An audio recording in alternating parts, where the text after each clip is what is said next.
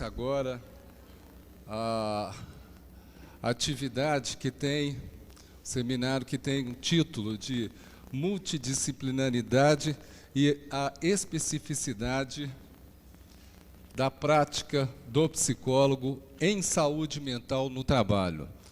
Estou frisando isso aqui porque houve um erro de impressão no folder, né? Então, saiu especificidade da prática do psicólogo na saúde mental e no trabalho. Na realidade, a especificidade da prática do psicólogo em saúde mental no trabalho. Gostaria de convidar para compor a mesa Maria Elizabeth Antunes Lima, doutora em saúde mental no trabalho, professora do Departamento de Psicologia do UFMG, setor de Psicologia do Trabalho.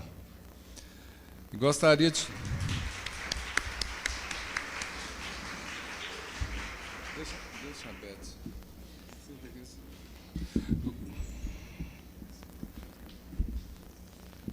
E gostaria de convidar também o psicólogo Milton Oliveira, mestre e doutor em Psicologia Clínica e Criminologia Clínica pela Université Catholique de Louvain, Bélgica, autor do livro Energia Emocional, Base para a Gerência Eficaz.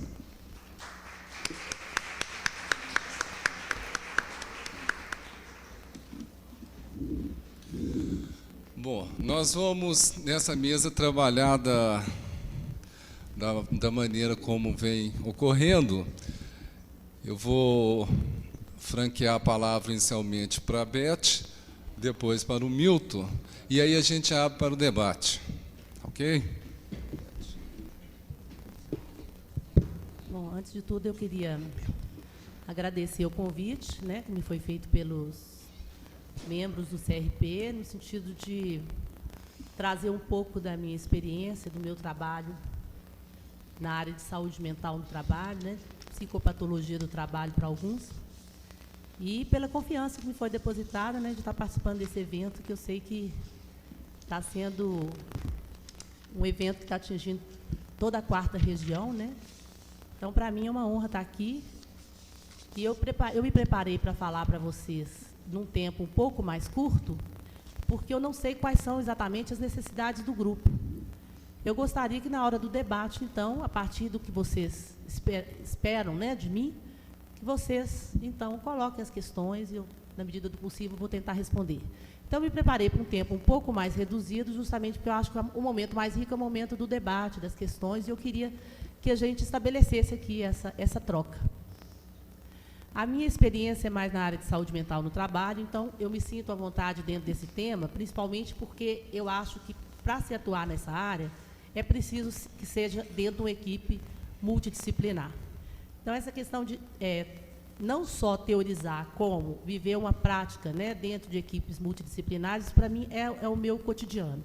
Então, eu acho que essa questão da multidisciplinaridade dentro da saúde mental no trabalho ela é imprescindível, porque a saúde ela não diz respeito apenas à saúde mental, né, à saúde no trabalho, ela diz respeito à saúde física, e aí, normalmente, a gente trabalha, na minha experiência, a gente tem uma equipe onde tem médicos do trabalho, sociólogo, cientista político, o ergonomista, que hoje é imprescindível, principalmente a ergonomia dentro da escola francesa. Então, o psicólogo do trabalho. Então, toda essa equipe é que vai tentar olhar para aquele mundo, né, que é um mundo extremamente rico e complexo, para poder entender de que maneira aquela situação de trabalho está afetando a saúde das pessoas.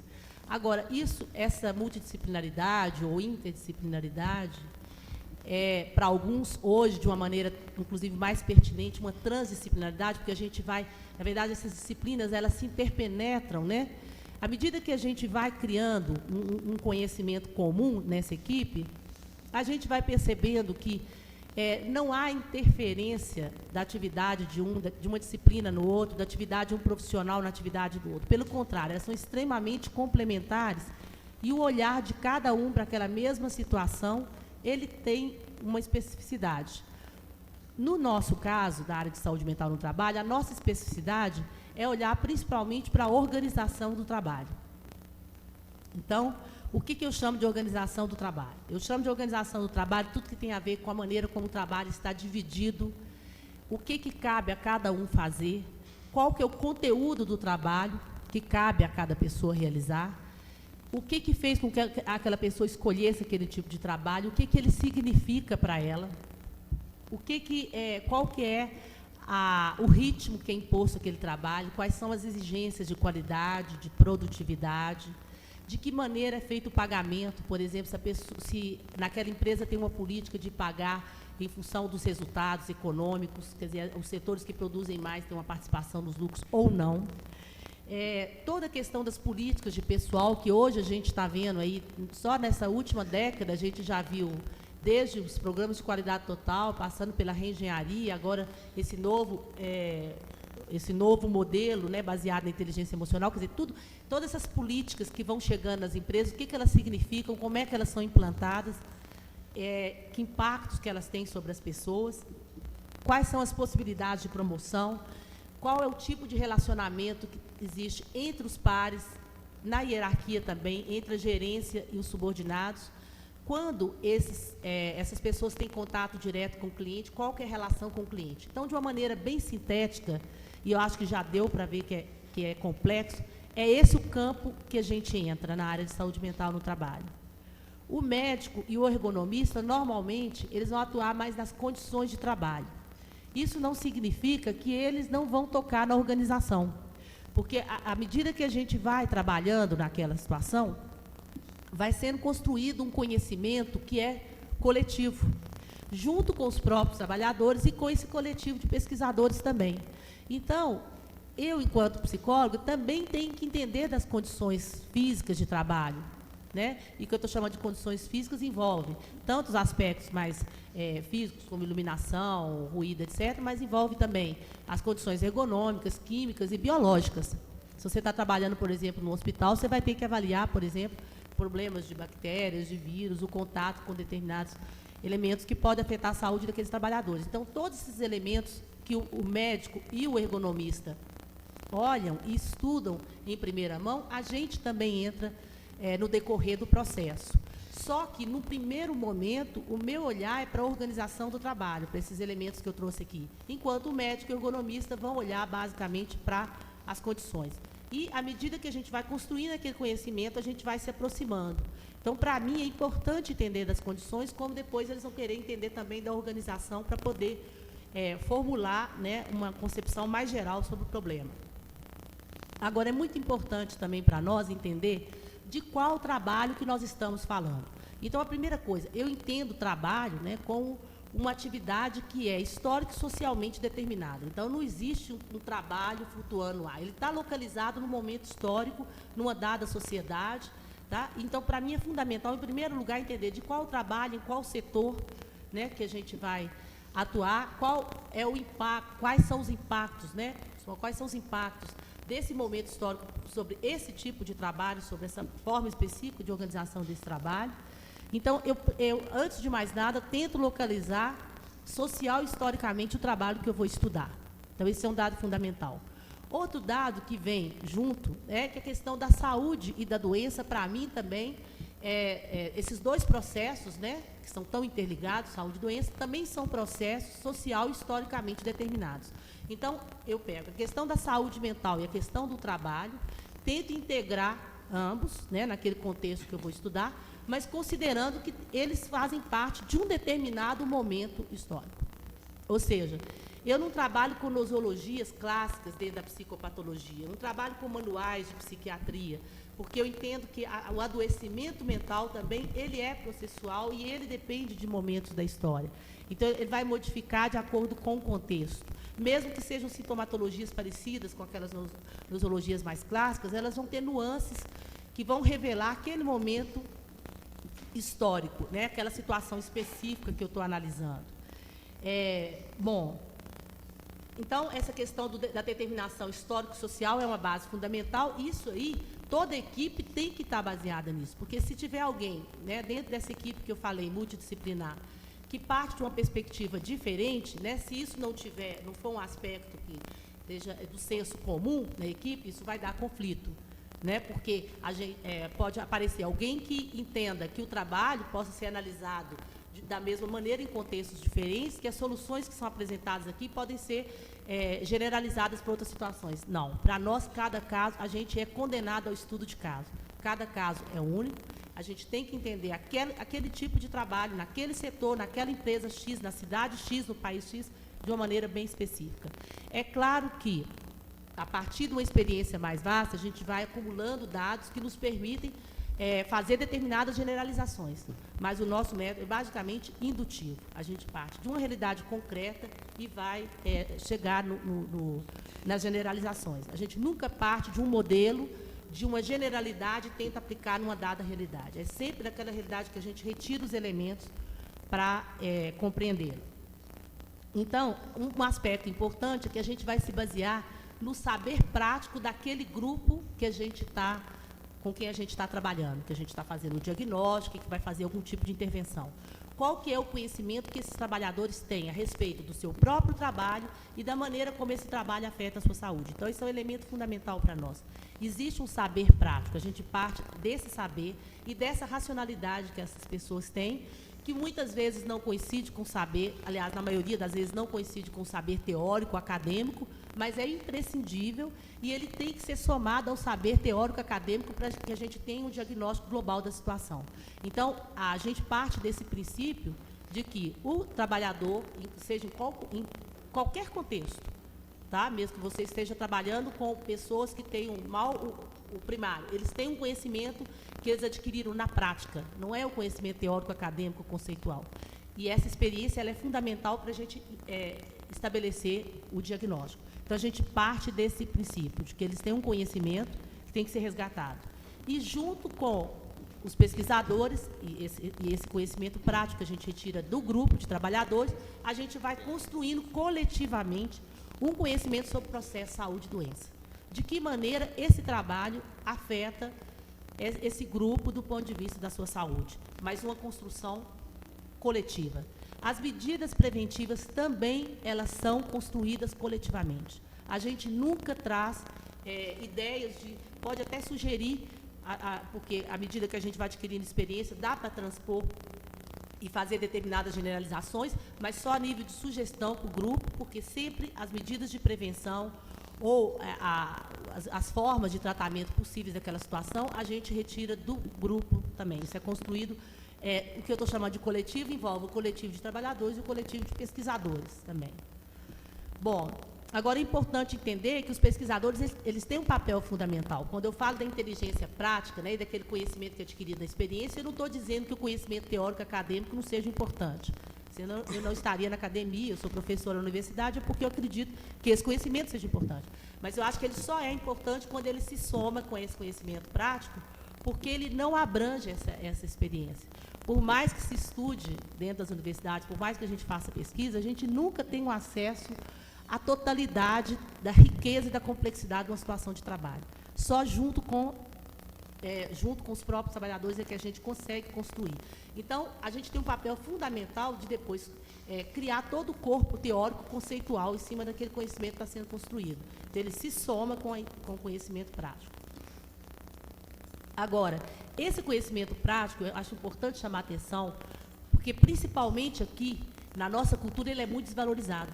E o que a gente percebe na maioria das empresas que a gente vai trabalhar é que tanto o psicólogo quanto médicos, engenheiros, eles criam uma espécie de elite, né, que desconsidera e desvaloriza até esse conhecimento que o trabalhador adquire ali no dia a dia. Então, isso é cultural. Por exemplo, uma das coisas que pouco faladas até a respeito do modelo japonês, que já fizeram tanta apologia sobre o Japão aqui, mas engraçado que isso é pouco citado, e é um dado que talvez explique muito mais do que as outras coisas que eles dizem a respeito do Japão. Isso essa clivagem entre o corpo técnico e os operadores, no Japão é muito menor. Por exemplo, os engenheiros, eles atuam de uma maneira muito mais próxima aos operadores. Eles reconhecem mais essa inteligência prática que o trabalhador adquire ali no dia a dia, e não só eles reconhecem, como recuperam esse conhecimento para que a empresa ande bem. Talvez isso seja um fator muito mais relevante para explicar o sucesso do que outras coisas que são propaladas por aí. Então, essa coisa dessa clivagem entre as duas culturas, a cultura universitária e a cultura dos operadores, dos trabalhadores que estão ali no chão da fábrica, colocando a mão na massa, essa clivagem, ela impede uma verdadeira compreensão dos problemas relativos à saúde e das formas de prevenção que seriam adequadas. Eu já vi muitos casos de soluções na área de saúde mental, que parece uma área tão complexa, tão difícil, que foram apresentadas pelos próprios trabalhadores e são soluções, às vezes, simples e muito eficazes. Por quê? Porque eles sabem melhor do que ninguém onde é que o calo está doendo, por que isso aqui está impedindo que o trabalho flua, né, de maneira correta, por que isso está me gerando ansiedade, por que isso me causa angústia. Então, eles têm, às vezes, soluções simples, não muito caras, para problemas, às vezes, complexos, que um técnico, um expert em saúde mental e trabalho, talvez não visse, porque ele não tem acesso a essa riqueza, né, da situação concreta de trabalho. Então, um aspecto fundamental é justamente esse resgate da situação concreta, né? E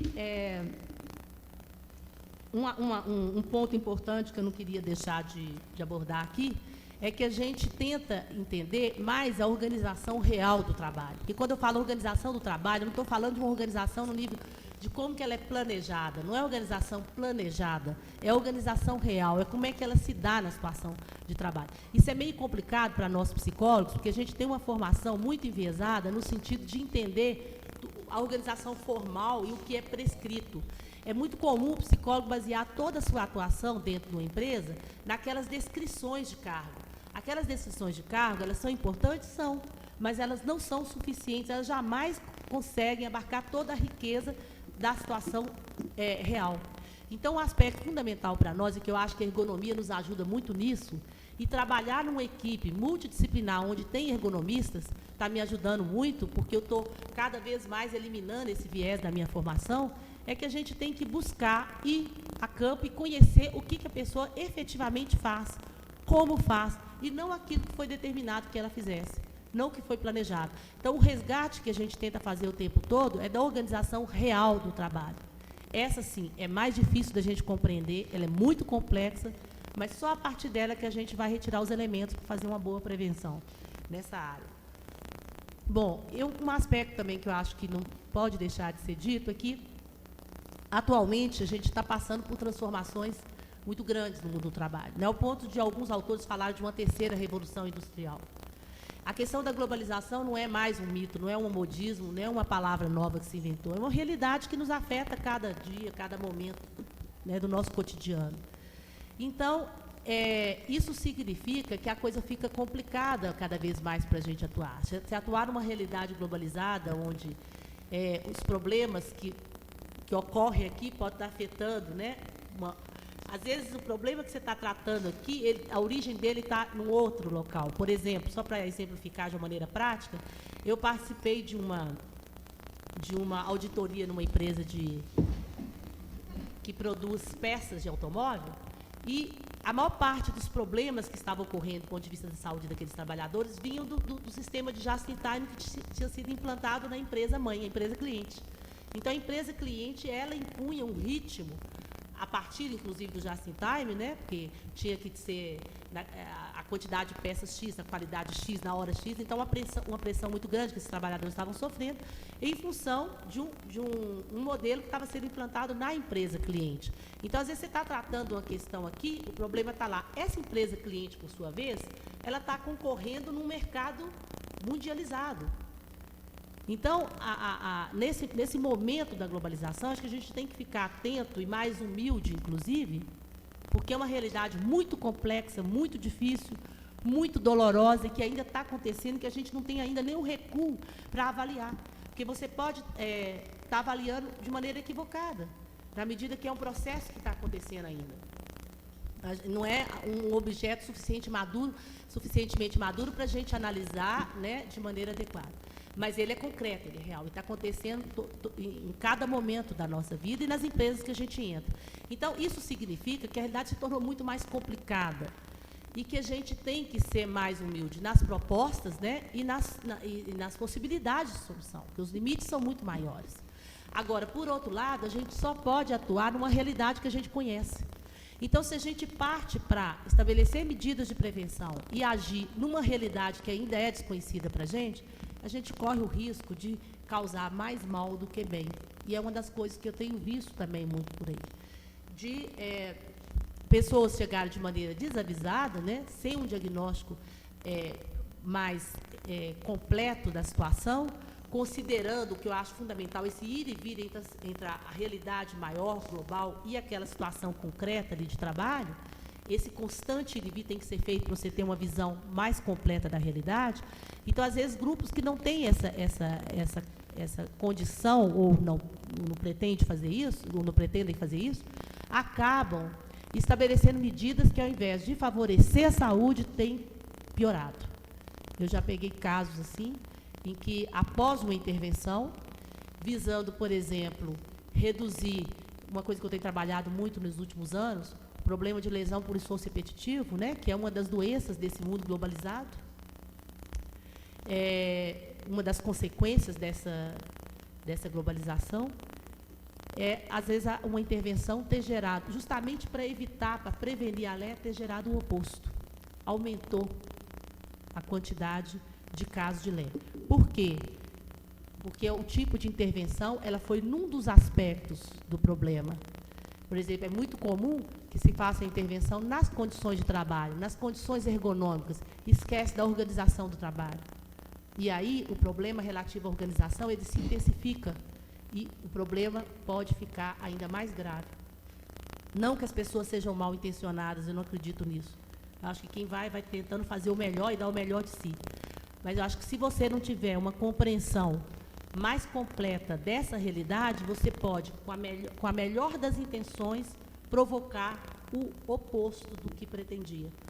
Então, acho que esse é um aspecto que eu queria deixar aqui para finalizar, que para nós é importante no nosso trabalho, é esse constante ir e vir entre aquela situação específica ali de trabalho, concreta, e a realidade global. De que maneira essa realidade está incidindo naquela situação, de modo a provocar, por exemplo, um tipo específico de adoecimento.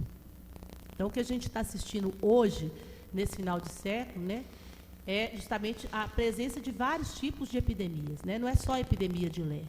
Hoje a gente está de frente também a uma epidemia de fadiga, né? De fadiga nervosa, que já é atualmente, infelizmente, muito mais assunto da mídia do que propriamente assunto de pesquisa, mas deveria ser mais pesquisado, né? O que estão chamando de síndrome da fadiga crônica, que, para mim, a minha hipótese, né, apesar de eu não ter aprofundado ainda nisso, é que estaria relacionado com essas novas formas de organização do trabalho, com a intensificação das exigências, né, do ritmo, das exigências de produtividade, de qualidade, a iminência de perda de emprego, né? Isso é no mundo inteiro, o desemprego atingiu o mundo inteiro, não é um problema só nosso. E essa interrelação estreita, né, entre os países em desenvolvimento e os países desenvolvidos, gerando muitas vezes a exportação por parte dos países desenvolvidos daquelas atividades que são as atividades mais insalubres, né, e que os trabalhadores do primeiro mundo não gostariam de fazer, em busca de uma mão de obra mais barata, mais desmobilizada, né? Então, todo esse trânsito mais fácil do capital, tanto financeiro quanto o capital industrial, gerando, principalmente nos países mais dependentes, como é o nosso caso, um índice de adoecimento, do ponto de vista mental e físico, que acho que deveria ser mais estudado, mais compreendido, porque se não podemos reverter o quadro, pelo menos eu acho que a gente tem possibilidades de minimizá-lo. Tá? Eu pensei em trazer essas ideias e depois, na hora do debate, na medida do possível, estou à disposição para discutir com vocês.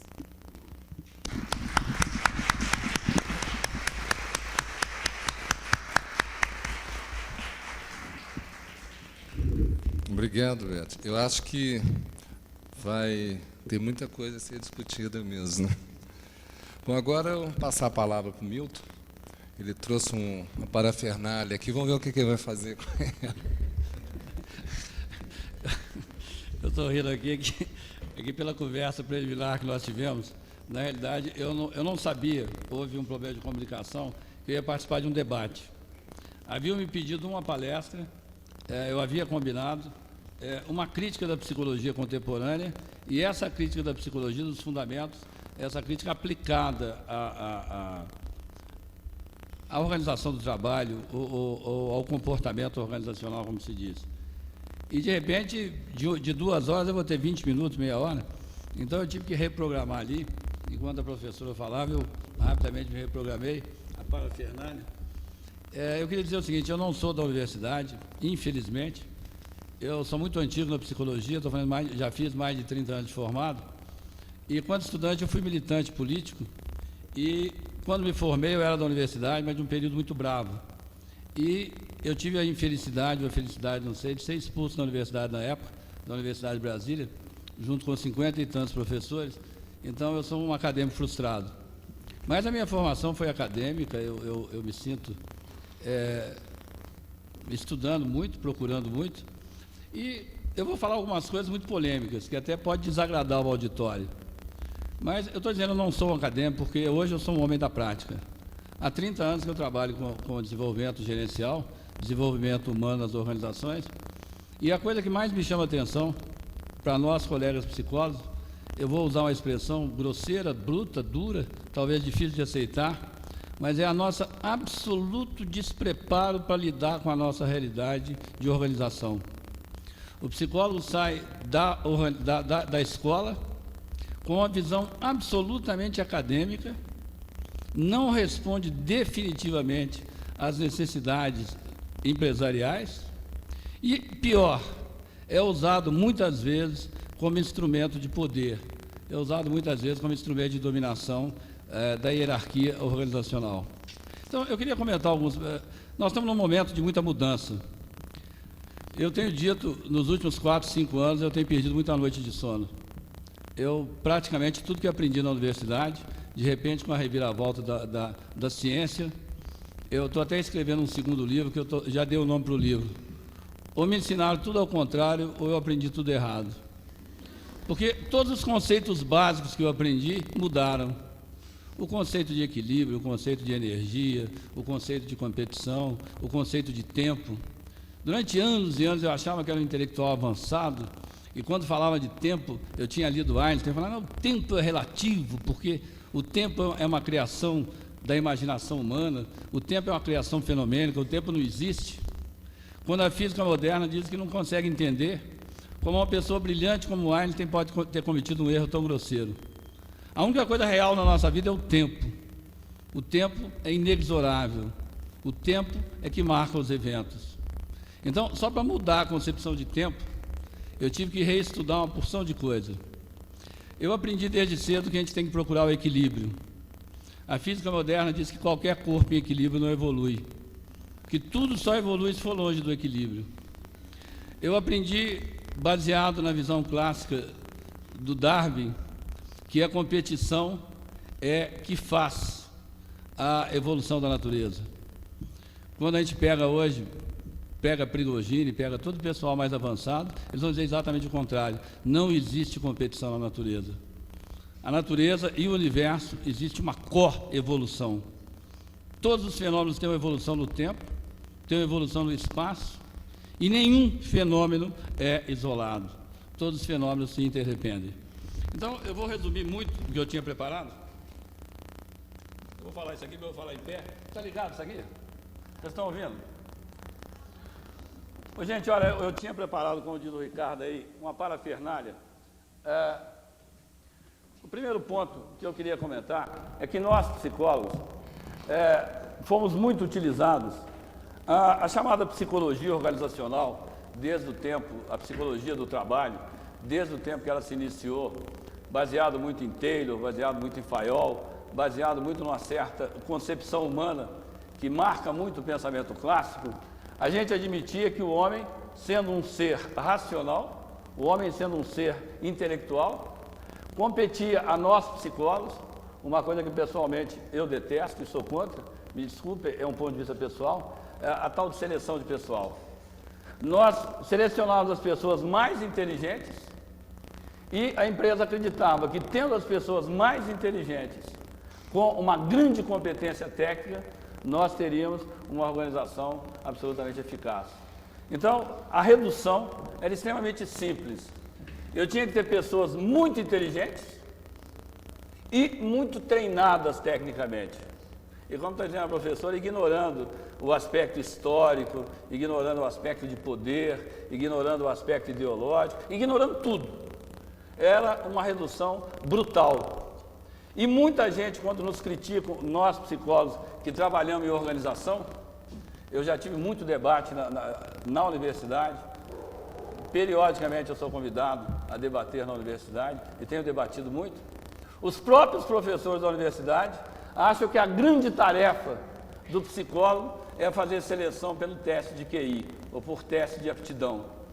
E quando a gente vê na prática, embora os dirigentes de empresa tenham essa visão da psicologia, que o negócio é selecionar pessoas inteligentes e dar uma grande formação técnica, e nós teríamos a empresa ideal. Se isso fosse verdade, a nossa empresa pública, eu trabalho continuadamente, há anos e anos com a Petrobras, com a Embratel desde que foi criada, com todos os sistemas técnicos de modo geral no Brasil inteiro.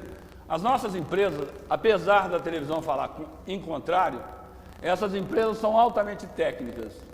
A Embratel exporta tecnologia. A Petrobras está assustando aí? A Petrobras, em muitos aspectos, eu acho que tem um fantasma, estou chegando perto do outro, ou deve ter um fantasma empresarial aqui. Mas apesar dessas empresas terem alta competência técnica, do ponto de vista eficácia, elas são um desastre. Um desastre porque exatamente esqueceram outras dimensões, que é uma dimensão humana de um ser visto na globalidade. Enquanto a gente pegou, muito baseado no modelo francês, no modelo iluminista do homem como um ser racional, que o ideal cartesiano e o ideal da ciência clássica é que nós dominássemos a razão, que nós evoluíssemos o máximo na razão, controlássemos as nossas emoções e, tendo a emoção controlada, de preferência anulada, nós seríamos grandes executivos. E quando se fala na organização, se fala assim, nós temos que ser profissionais. E esse termo é um termo que esconde uma grosseria. Ser profissional significa basicamente ser um débil mental que acha que as pessoas são puras máquinas de produção, que as pessoas não têm emoção, que as pessoas não sentem sentimento.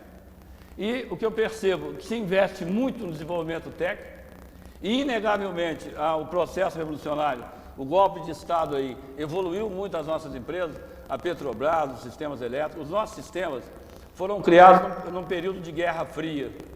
E nesse período, o lobby internacional fez tudo para destruir a nossa empresa. Eu conheço muito bem a Petrobras, acompanho a Petrobras há pelo menos 15 anos que eu trabalho muito com eles.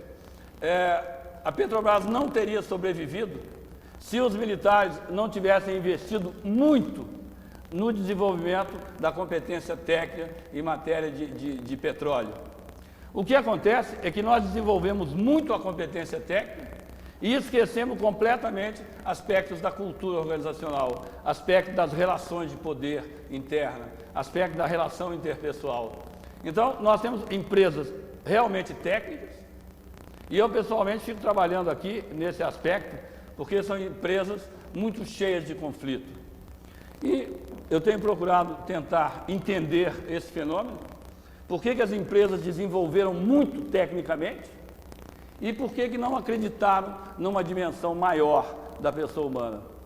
E aí, dentro de uma visão global, é evidente, os nossos empresários, de modo geral, os nossos dirigentes empresariais, 80%, 90% são de escola de engenharia, são oriundos de escola de engenharia. Então, normalmente tem uma formação cartesiana extremamente aguçada, são racionalistas ao máximo e não têm uma visão maior do comportamento humano. E aí, a crítica que eu faço a nós, psicólogos, é que nós, em vez de lutarmos por uma fundamentação maior do nosso trabalho, eu acho que muitas vezes nas organizações a gente se perde em dimensões menores. Evidentemente que isso não é um fato isolado, isso pertence a uma história. Eu costumo dizer que, tradicionalmente, o nosso pensamento acadêmico ocidental, e principalmente, eu diria principalmente, nós de cultura europeia, nós cometemos alguns erros históricos que marcam muito o nosso pensamento, que marcam muito o pensamento da nossa universidade. Como os nossos dirigentes são oriundos das nossas universidades, é evidente que eles trazem vícios extremamente grandes na visão do comportamento humano. Eu tenho chamado a atenção, um dos primeiros problemas é o chamado reducionismo. A gente pegou uma variável, eu acho que eu já sei, cada vez que eu abaixo a cabeça grito. Se nós olharmos, o fenômeno humano é algo extraordinariamente complexo, em que entram fatores sociais, fatores orgânicos, fatores psicológicos, mas tradicionalmente a psicologia criou um objeto de estudo chamado, eu me lembro quando eu estudava psicologia, eu comecei em 62, perguntava assim, qual o objeto da psicologia? É o estudo da psique humana. Isso era bonito, a gente repetia, tirava 10 na prova. E é uma imbecilidade total, porque eu não sei o que é isso. A psique não é algo, a partir do pensamento grego, que é uma essência humana que fica voando no ar e que nem entra no nosso corpo, nem tem uma biologia, nem tem uma física, nem tem uma química. A psique é a alma grega que a Igreja Católica incorpora, e a gente viveu muito tempo nessa visão dualista, o corpo e o espírito. E eu me lembro em discussões, isso há mais de 30 anos atrás, em discussão de médicos e psicólogos, os médicos falavam, vocês ficam com a psique e nós ficamos com o corpo. Então, a psique e o corpo eram duas coisas distintas. Ora, como isso é falso, nós tínhamos que complementar. Nós sabemos, quando a gente estuda ciência, entre o século XVI e o século XVIII, alguns grandes nomes europeus marcaram muito o aparecimento da chamada ciência clássica. E essa ciência clássica, pelo menos 2 nomes, marcam muito. Todo mundo sabe disso, eu estou repetindo a história. Um desses grandes nomes é Descartes. O reducionismo é muito marcado pelo pensamento cartesiano. Descartes dizia, se você quer estudar bem um fenômeno, divida esse fenômeno o mais possível, reduza esse fenômeno em partes e estude essa parte profundamente. Até aí tudo bem. Só que a gente esqueceu da dimensão do todo. Ao dividir, ao fraccionar, ao seccionar, nós estamos estudando um fenômeno deturpado, um fenômeno não completo. E aí, um outro grande físico, matemático, Newton, vai nos levar a estudar, estabelecendo relação de causalidade mecânica, numa visão absolutamente linear da matemática. E eu fico impressionado como nós, psicólogos, e como a opinião pública, é marcado por esse reducionismo e por esse mecanicismo. E o mecanicismo primário, infantil, quando você pega uma novela da Globo, é muito comum falar, fulano de tal é assim, porque quando ele era pequeno a mãe dele não sei o quê. Então é um fenômeno extraordinariamente complexo. Você pega 2 variáveis pequenas, a mãe era não sei o quê e ele não sei o quê, e dessas 2 variáveis, reduzidas, absolutamente reduzidas, você chega a alguma conclusão. E é evidente que isso também é um erro grande, e que a gente complementou com 2 outros erros na ciência. Um erro é o chamado idealismo científico, é fazer da ideia a realidade, esquecer que quando eu estou descrevendo uma realidade, quando eu estou criando uma ideia, a ideia não é a realidade, mas a gente confunde a ideia com a realidade. E pior ainda, aparece lá pelo século XVII, o conceito que vocês estão estudando nesse encontro, estão discutindo muito, que é o conceito de subjetividade. O conceito de subjetividade, a partir do século XVII, vai ser completamente anulado. E eu me lembro, quando comecei a estudar, quando você fazia qualquer comentário, a pessoa falava assim, isso é subjetivo. Isso é subjetivo. Falou que é subjetivo, então não é ciência, então não pode ser discutido, então é emoção pura, então é objetivo. E eu me lembro, desde criança, desde estudante, muito rebelde, eu sempre perguntava, mas o que não é subjetivo? O que no comportamento humano? O que na ciência que não passe necessariamente pela subjetividade? Quando que o objetivo existe? Nós confundimos o conceito de natureza com o conceito de objetivo. Se é objetivo, é necessariamente categoria de uma certa consciência. Pois bem, o que eu queria colocar é tentar, o que nós estamos tentando fazer hoje, é sair dessa atitude clássica e voltar para as chamadas atitudes globalistas, que é hoje um saco de gato. Você pode dar um nome a isso de sistemas, a noção sistêmica, você pode dar a isso um nome que eu não gosto, que é o nome holístico, você pode dar a isso o nome de teoria do caos. Eu, pessoalmente, prefiro trabalhar com o último conceito, que é a chamada teoria da complexidade. O que básico que a teoria da complexidade vai trazer, tentando superar exatamente essas posturas falsas, e que tem muito, eu vou tentar mostrar, tem muito a ver com o erro que nós cometemos no dia a dia nas organizações, é que a gente esquece que os fenômenos são extremamente complexos. E a gente tende a fazer análises superficiais, inconsistentes, fora da história, fora da relação ideológica, fora de relações de poder, e a gente faz análises absolutamente furadas. Eu me sinto meio pedante de falar isso, mas eu tenho tido muita discussão com psicólogos de organização e eu acho uma ingenuidade muitos dos trabalhos que são feitos nas organizações. Depois ficam muito, os dirigentes são muito resistentes. O dirigente é resistente. Você fala uma bobagem e quer que ele aceite. De repente, está na moda falar de emoção. Gente, o que eu tenho lido de besteira sobre emoção, eu chego a ficar comovido. Outro dia no avião, estava lendo um teste, meça a sua capacidade emocional, a sua inteligência emocional. Aí pergunta se tem medo de barata, se tem medo de avião. Então, uns negócios assim, tão imbecis. E se você dá certas notas, você não tem controle emocional.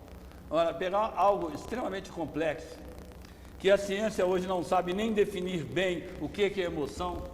Nós sabemos que são reações moleculares extremamente bruscas, fundamentais na estruturação da nossa consciência. Mas eu tenho discutido muito com neurologistas, nós não sabemos bem o que é emoção. Nós sabemos descrever e observar o comportamento emocional. Mas exatamente o que é a emoção, a nossa explicação ainda é muito reducionista.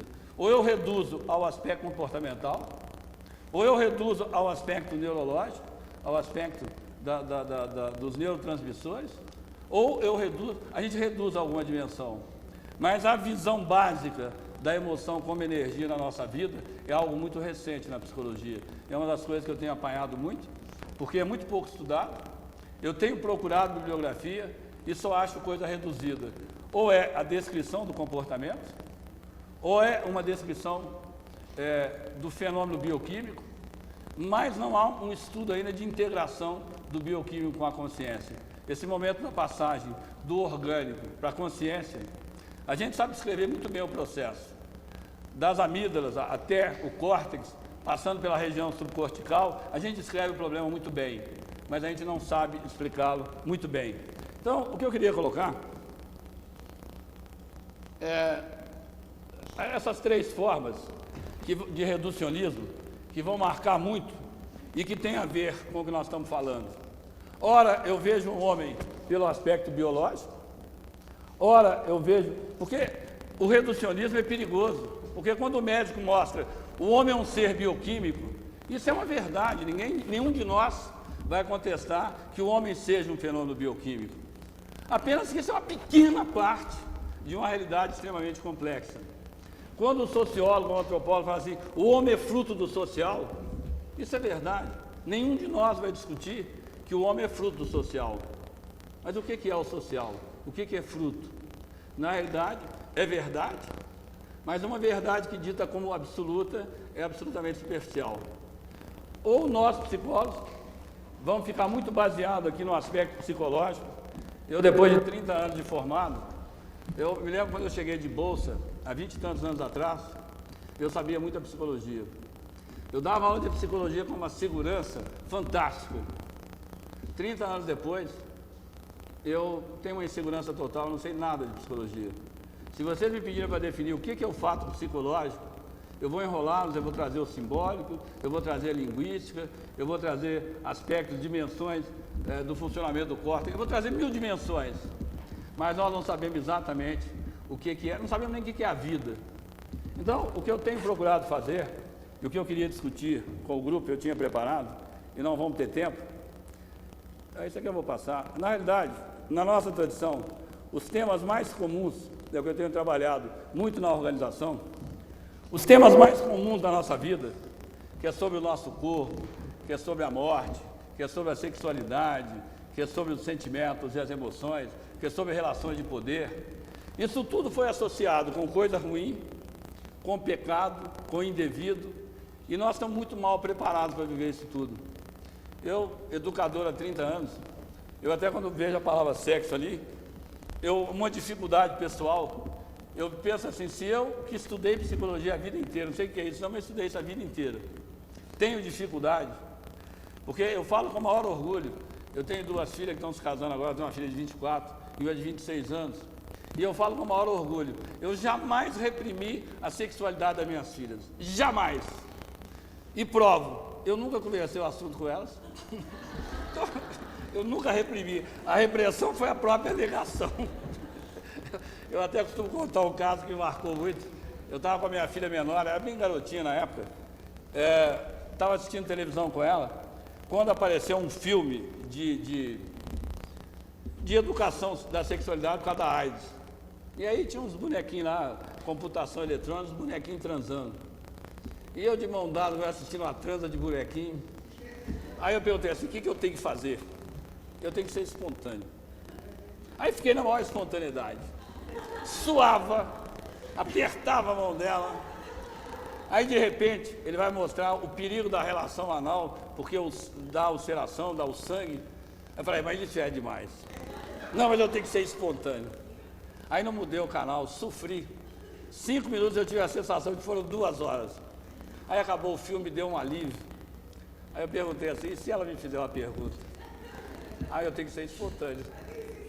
Eu tenho que ser espontâneo. Aí eu olhei para ela, ela olhou para mim, ela fez uma carinha de que ia perguntar, eu falei, busca um café para o pai da cozinha. Não reprimi, fui espontâneo.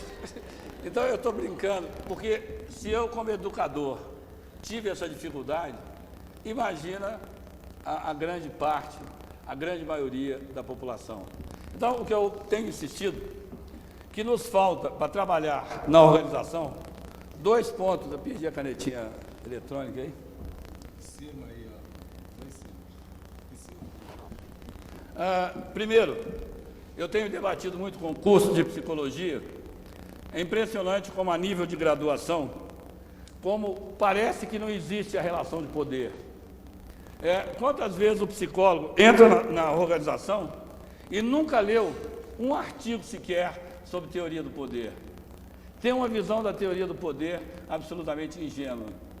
Quantas vezes não sabe ver e não sabe discutir, até porque é difícil, da importância da emoção nas relações interpessoais.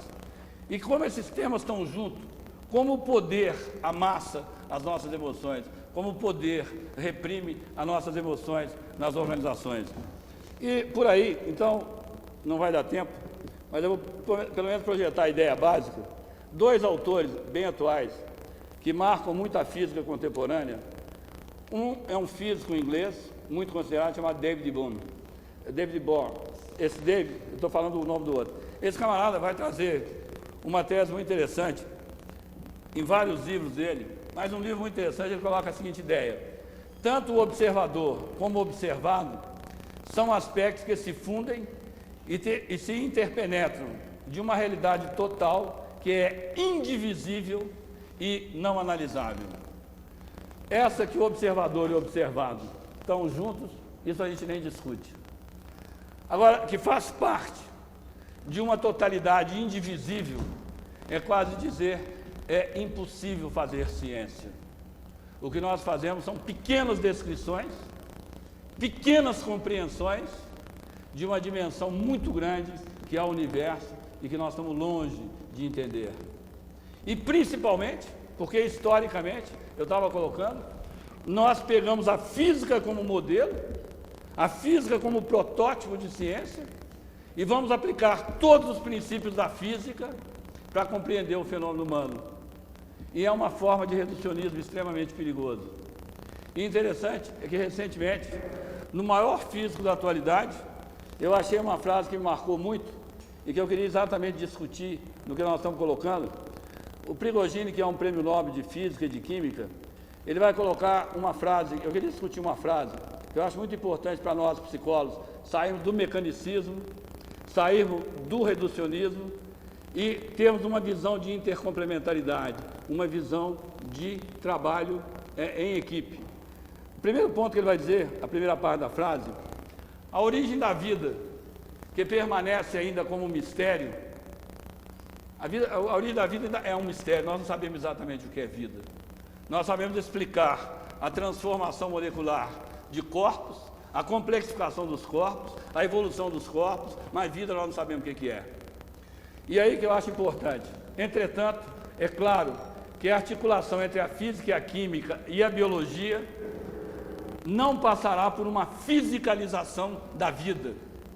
Ao contrário, que eu acho muito importante, que ele coloca, é que vai passar, ao contrário, por uma historização da física e da química, pela descoberta das possibilidades da história físico-química da matéria. Então, o que eu quero colocar com isso? Nós só vamos entender o fenômeno humano na sua globalidade quando nós, psicólogos, estudarmos o fenômeno não isoladamente, não na simples dimensão da subjetividade, mas juntamente com químicos, juntamente com físicos, juntamente com historiadores, juntamente com políticos, a gente compreenda o fenômeno humano em todas as suas dimensões. Então, trabalhando a 300 km por hora, vamos colocar, o que eu estou tentando trabalhar, é o chamado resgate da dimensão humana. Então, nós vamos dizer que se a gente vai trabalhar nessa visão global, nessa visão integrada, em que todos os fenômenos são importantes, nós vamos dizer que nós temos um corpo, que é o fator biológico, nós temos um fator social, que é o fator da relação, e nós vamos ter como resultante o fator da racionalidade, que normalmente a gente confundiu com a psique, pura e simples. Vamos dizer que há uma dimensão energética da emoção, que vem do corpo, que se transforma, é a minha tese, no afeto. Esse livro que falaram aí, o que eu estou defendendo é uma tese que eu estou preparando um outro doutorado, é tentar compreender a afetividade, não mais puramente na filosofia, não mais puramente descrevendo as relações interpessoais, mas numa dimensão maior, numa dimensão da emoção como energia, que é uma energia de base, que essa energia se transforma e vira o amor. O conceito de amor, ele foi tão sublimado, ele foi tão colocado fora da realidade, que ele foi abordado pelo poeta, foi abordado pelo romântico, foi abordado por todo mundo.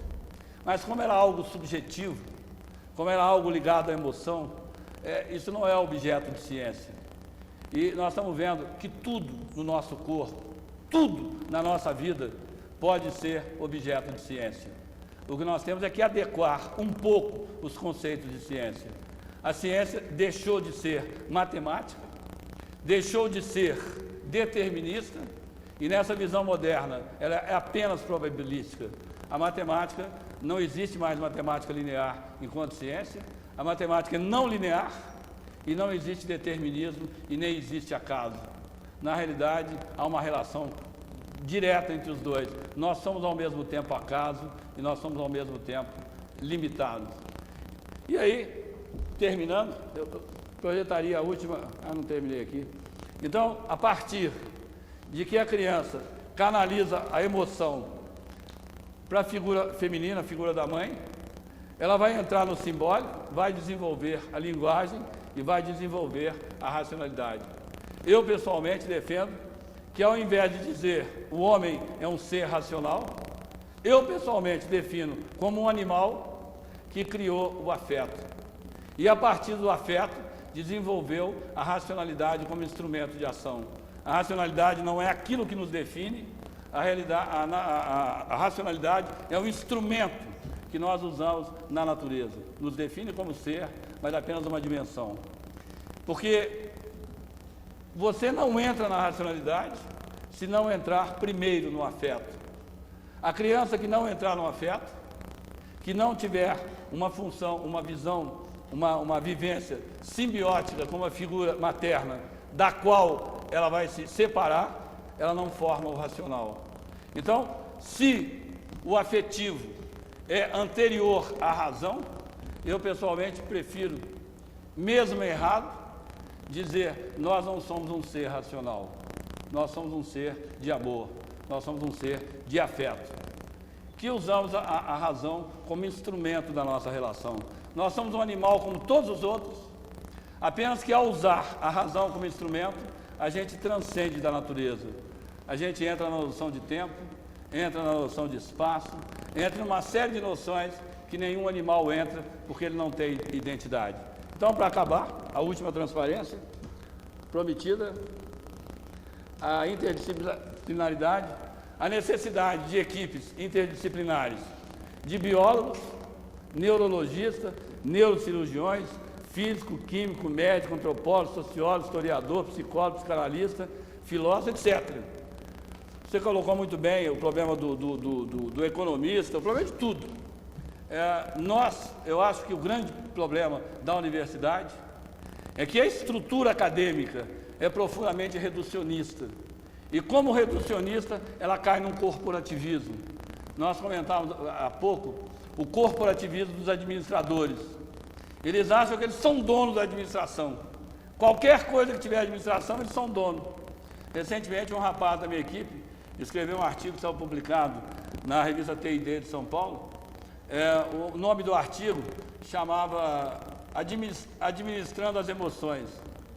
Pois o conselho teve na minha sala, teve o desplante de querer aplicar uma multa, porque nós, psicólogos, não podemos usar a palavra administração, que é prerrogativa do psicólogo. Do administrador. Eu achei isso de uma imbecilidade total e absoluta. Já tive problema com eles, já tive um processo na justiça, me recusei terminantemente a pagar uma pequena multa. Eu dizia para eles: eu pago um advogado que é 20 vezes a sua multa, mas ao pagar um advogado, eu tenho a consciência de lutar por um direito. E ao pagar uma multa, eu vou ter a sensação de estar sendo lesado num corporativismo medieval. Então, o que eu acho que nós, psicólogos, como toda a universidade, nós temos que sair da nossa panelinha, da nossa igrejinha, do nosso corporativismo. E o que eu digo, eu não sei o que é psicologia hoje. Eu tento entender, não mais o psicológico, eu tento entender a dimensão humana. E a dimensão humana, o fenômeno humano, nós somos muito mais do que o psíquico. Nós temos uma dimensão orgânica, uma dimensão química, uma dimensão física. Eu tenho usado nos meus últimos artigos até a expressão do Prigogine: a emoção é uma termodinâmica, é uma transformação calórica do corpo. Então, para entender o nosso corpo, para entender as emoções, nós vamos ter que entender fenômenos de organização dos fenômenos termonucleares ou termodinâmicos.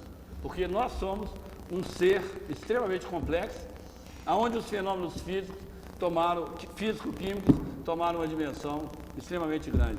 Eu paro por aqui e entro no debate. Estou à disposição. Obrigado.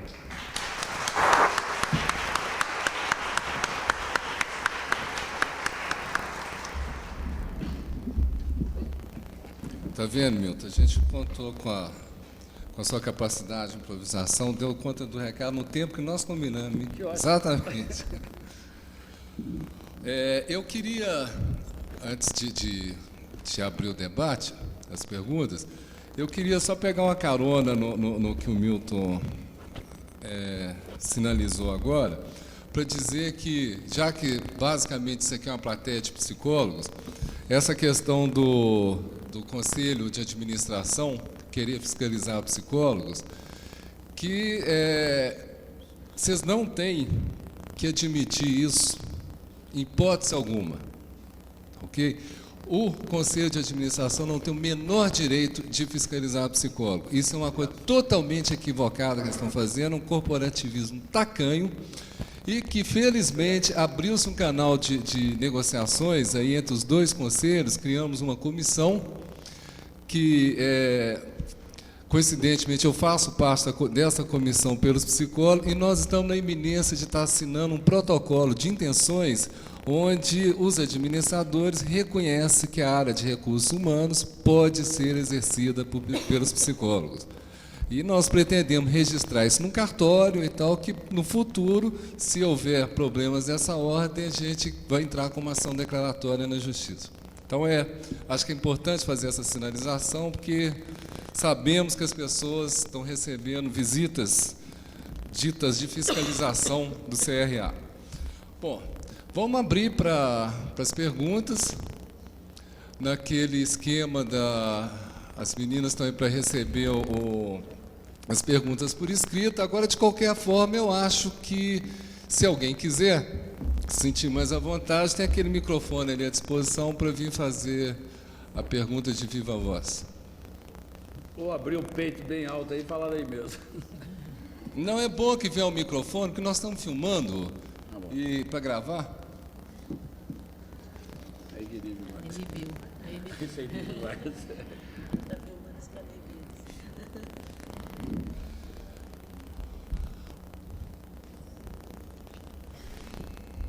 Bom, eu vou tentar iniciar aqui, Beth.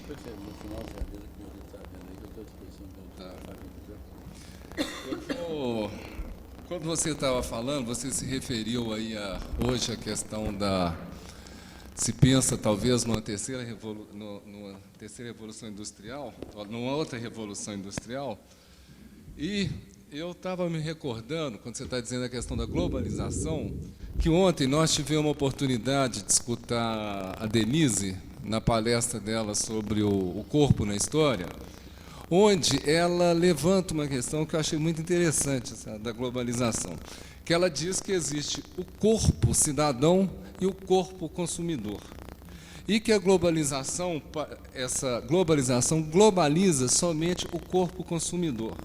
E onde fica o corpo cidadão? Eu queria levar essa questão para ver se você tem alguma coisa para estar falando sobre isso. Você entendesse a questão da cidadania, né, como a possibilidade de uma participação política efetiva, né, que é por aí que eu caminho quando eu falo de cidadania, né, seria a possibilidade de você efetivar a sua ação política, né, na sociedade. Eu acho que isso fica comprometido no processo de globalização. Haja visto que os próprios Estados-nações estão comprometidos, né? Então, com o processo de globalização, a própria ideia de Estado-nação está complicada. O que os Estados podem decidir hoje, dentro de um processo como esse? Isso, sim, a gente ouve o tempo todo os políticos, os presidentes dos países dizendo, e muito pouca gente está realmente atenta e ouvindo o que eles... Olha, nós não temos mais aquele poder que tínhamos antes de tomar determinadas decisões. Então, hoje, as decisões passam muito mais, por exemplo, por grandes empresas, as chamadas transnacionais, né? Elas têm muito mais força de determinar os rumos dos países do que propriamente a política, os Estados-nação. Então, acho que fica comprometido também, no meu entender, o cidadão, em termos da sua ação política, porque a escolha de representantes hoje já não é tão determinante quanto era nos tempos atrás. Então, para mim, ambos estão comprometidos. Agora, seria mais interessante que ela estivesse aqui para entender melhor essa divisão que ela faz e se vai por esse caminho, se ela vai por esse caminho que eu estou indo, né? Ok. Tem outra pergunta aqui para você, Beth, da Patrícia de Paula. Qual tem sido sua prática na busca de se legitimar o saber do trabalhador? Qual tem sido a minha prática? Bom, o meu ponto de partida é esse, né? E quando eu venho falar disso aqui, a minha tentativa é que cada vez mais esse saber fique legitimado. Então, em qualquer fórum que eu fale, né, e eu tenho sido chamada também para falar, por exemplo, os engenheiros, que é onde essa coisa é mais complicada. Eu dou aula também no curso de engenharia de segurança e, às vezes, eu faço palestra nos encontros nacionais de engenharia. Então, é onde a coisa é mais complexa ainda, porque essa clivagem entre engenheiro e operador, né, entre o saber do engenheiro e o saber do operador, é muito forte na nossa cultura. Então, a minha prática, tanto nesse momento, que aqui é o momento da minha prática, quando eu levanto essa questão do saber do trabalhador, eu estou justamente colocando que esse saber existe, tem que ser legitimado. Tem sido não só nesse tipo de situação de fórum, onde eu coloco essa questão, como na minha prática mesmo de intervenção. Sempre que eu sou chamada, o meu ponto de partida é esse. Agora, eu acho importante, gente, dizer que esse ponto de partida que eu coloco, que é do saber do trabalhador, não tem nada a ver com uma postura demagógica e muito menos com postura de modéstia da minha parte. Eu não faço isso por modéstia. Eu sei menos do que vocês a respeito do seu trabalho. Eu faço isso porque isso é real. Eu sei muito menos a respeito do trabalho daquele grupo do que o próprio grupo. Então, quando eu costumo brincar, né, quando as pessoas me apresentam, Beth, especialista em saúde mental e trabalho. Eu falo, olha, eu sou especialista em saúde mental e trabalho do meu trabalho. Eu sei o que é ser professora na Universidade Federal de Minas Gerais, agora, principalmente nessa fase, né, na era FHC. Então, eu sei de que maneira esse meu trabalho me afeta do ponto de vista da minha saúde. Agora, se eu estou diante de um grupo que eu nunca estudei, e mesmo que eu tenha estudado, mas aquele grupo específico, aquela categoria eu posso até conhecer, mas aquele grupo específico não, o meu ponto de partida tem que ser necessariamente o saber daquele grupo, porque senão nada acontece. Quer dizer, nada do que eu sei de outras categorias eu posso generalizar para aquele grupo. Então, não é uma questão de modéstia, é porque realmente esse saber existe e ele tem que ser incorporado ao trabalho da gente. Então, o que eu faço? A minha prática é essa. Aliás, o ponto de partida do meu trabalho é esse. Gente, eu não sei nada a respeito do que está acontecendo com vocês. Vamos conversar. Vocês sabem muito mais do que eu. Então, a partir daqueles elementos, eu vou, então, recuperando os dados que eles me passam e vou teorizando a respeito, devolvendo para eles. É nesse constante ir e vir que a gente vai construindo um conhecimento mais global. Tá? Então, essa é a minha prática, tanto em fóruns como esse, como no meu dia a dia, quando eu sou chamada para fazer qualquer tipo de intervenção. Pergunta para o Milton é o seguinte, a pergunta é um pouco extensa. Até que ponto, neste novo modismo da inteligência emocional nas empresas, ao se usar, entre aspas, teste de inteligência emocional, fecha aspas, cai-se nas atitudes tradicionais, reducionismo, mecanicismo, etc. Além de ser antiético, se antes o mais forte era o de QI mais alto, agora é o de QE. E o que os psicólogos estão efetivamente fazendo para desenvolver a competência interpessoal, as relações afetivas, ou seja, amor mais trabalho? Se eu entendi, são 3 perguntas. A primeira, quanto a teste de inteligência emocional, o teste, eu, pessoalmente, toda a vida fui antiteste. Eu acho que o teste é um reducionismo estigmatizante. Eu acredito muito pouco. Uma vez, eu fui quase vaiado no auditório, eu fui falar para psicólogos que mexiam com seleção, se eu acreditava em teste de seleção. Eu falei, acredito muito. Para mim, é uma fotografia tirada de longe, no escuro, com um filme vencido. Que o teste dá alguns indicadores da pessoa, sim, mas é um retrato muito pobre. Eu acho que dificilmente um teste de QI, ou um teste de QE, um teste qualquer, tirando os testes projetivos, que são muito mais amplos e alguns muito mais dinâmicos, eu, pessoalmente, acredito muito pouco em teste. Sou meio cético. Então, primeira parte, eu estou de acordo. A segunda, se eu entendi bem, é um debate que eu tenho tido muito com empresários e principalmente com psicólogos de organização, se é ético trabalhar a emoção das pessoas no trabalho. E aí eu sempre pergunto, não é ético trabalhar, eu falo, não é ético trabalhar a emoção. Ético é ser conivente com a repressão emocional, que tem gerado infarto, que tem gerado úlcera, que tem gerado estresse, que tem gerado uma série de doenças e uma série de adaptações familiares, pessoais. Eu pergunto, é ético isso? Eu acho que seria antiético, e alguns psicólogos, eu tenho visto, atuam dessa maneira, é ficar a serviço do poder, é desnudar as pessoas para que as pessoas se deixem dominar mais. Mas eu acho que se você trabalha com uma consciência política, com um processo de conscientização, eu gosto muito do Maturana. Maturana tem uma frase que me marca muito. A ética não é uma dimensão da razão. a ética é uma dimensão do amor. Eu só vou ter sentido ético e sentido de cidadania se eu tenho respeito pelo outro, se eu tenho amor ao outro. Não há lei que faça as pessoas serem éticas. Há atitudes que educam as pessoas para a ética. Eu acho que a ética não é uma questão de razão, ela passa pela formalização jurídica, mas na origem é uma dimensão humana. Eu, pessoalmente, acho que quando se critica o trabalho nas emoções, me desculpa a pessoa que está fazendo a pergunta, mas é um absoluto desconhecimento do que se faz em termos de relações de poder, em termos de denúncia de opressão. Eu estou há 30 anos, já fui considerado nas empresas de tudo. Já fui chamado de comunista porque trabalhava com poder, já fui chamado de viado porque trabalhava com amor, já fui chamado de mil coisas, de desadaptado. Então, na realidade, isso são questões de quem não está na realidade. Quando você vê na realidade, eu estou há muitos anos na área, eu me lembro, há uns 15 anos atrás, a gente tinha um teste, eu não usava, mas muita gente usava, para saber se as pessoas estavam ou não estressadas. Hoje já não se pergunta se as pessoas estão estressadas. Hoje a pergunta é qual o grau de estressamento das pessoas nas relações de poder.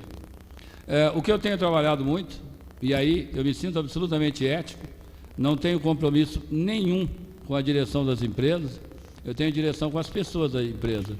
E eu acho que saúde mental passa, a saúde humana passa pela vivência adequada das emoções, por uma certa liberdade da autorrealização pessoal. O que eu percebo é porque a gente reprime muito o sentimento das pessoas, as pessoas não se valorizam. Eu sinto, nesse momento, onde a televisão, onde Boris Casoy e outros mais falam muito da nossa empresa pública, é uma tremenda campanha de corrupção, não é de privatização. Eu tenho perdido o contrato porque falo isso abertamente. Nós não estamos fazendo um trabalho de privatização, nós estamos fazendo um trabalho de entrega da coisa pública. E para que se entregue a coisa pública sem resistência, é absolutamente importante que a gente mine a autoconsciência das pessoas, o autorrespeito, a autodignidade. Então, o servidor público é marajá, incompetente, desonesto, preguiçoso. Eu trabalho muito com empresa pública e eu sinto o quanto a carga emocional negativa que essas pessoas têm levado e o quanto que a moral dessas pessoas está muito baixa, como as pessoas se desacreditam.